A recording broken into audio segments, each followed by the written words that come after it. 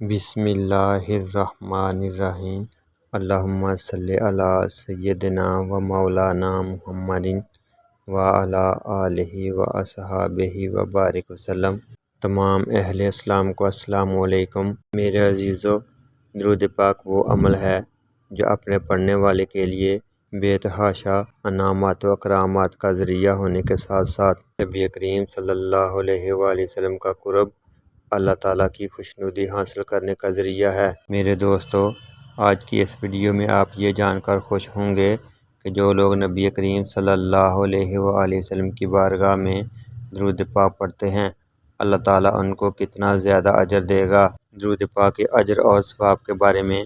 آپ صلی اللہ علیہ وآلہ وسلم کی دو احادیث مبارکہ بتاؤں گا، جس سے آپ خود اندازہ کر سکتے ہیں کہ درود پاک کا پڑھنا ہمارے لیے کتنے زیادہ اجر و ثواب کا باعث ہے۔ حضرت علی رضی اللہ تعالیٰ عنہ سے روایت ہے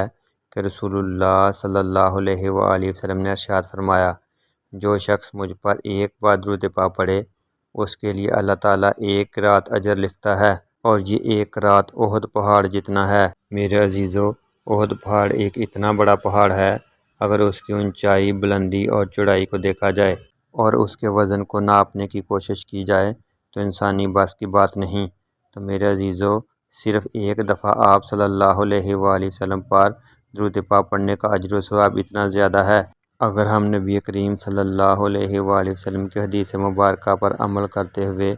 کثرت سے درود پاک پڑھیں تو ہمارے نامہ اعمال میں کتنا زیادہ اجر و ثواب ہوگا، درود پاک پڑھنے پر کتنا زیادہ اجر ملے گا۔ اس کے بارے میں دوسری حدیث کا حوالہ کچھ اس طرح سے ہے۔ حضرت ابو ہریرہ رضی اللہ تعالیٰ عنہ نبی کریم صلی اللہ علیہ وآلہ وسلم کی ایک حدیث اس طرح سے روایت کرتے ہیں کہ آپ صلی اللہ علیہ وآلہ وسلم نے ارشاد فرمایا کہ جس شخص کو یہ بات پسند ہو کہ جب وہ درود پاک پڑھے تو اس پڑھے گئے درود پاک کا ثواب بہت بڑے پیمانے پر ناپا جائے، تو وہ ان الفاظ میں درود پاک پڑھے: اللہم صلی علی سیدنا محمد النبی الامی و ازواجہ امہات المومنین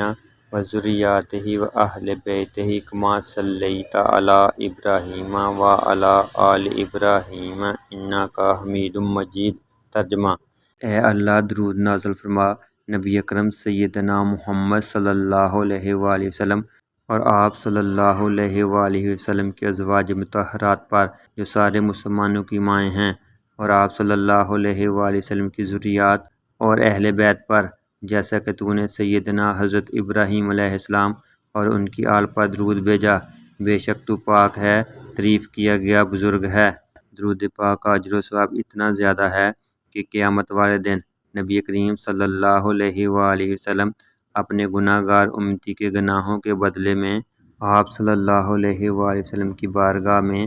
آپ صلی اللہ علیہ وآلہ وسلم کے امتی کا پڑھا گیا درود پاک رکھیں گے، تو گناہوں کا پلڑا ہلکا ہو جائے گا اور درود پاک کا وزن بڑھ جائے گا۔ میرے عزیزو، آپ صلی اللہ علیہ وآلہ وسلم کی حدیث مبارکہ سے ثابت ہوتا ہے کہ جو شخص چاہتا ہے کہ قیامت والے دن اس کا نامہ اعمال بڑے ترازو میں تولا جائے، تو اس بندے کو چاہیے کہ نبی کریم رؤوف الرحیم صلی اللہ علیہ وآلہ وسلم کی بارگاہ میں زیادہ سے زیادہ درود پاک پڑھے۔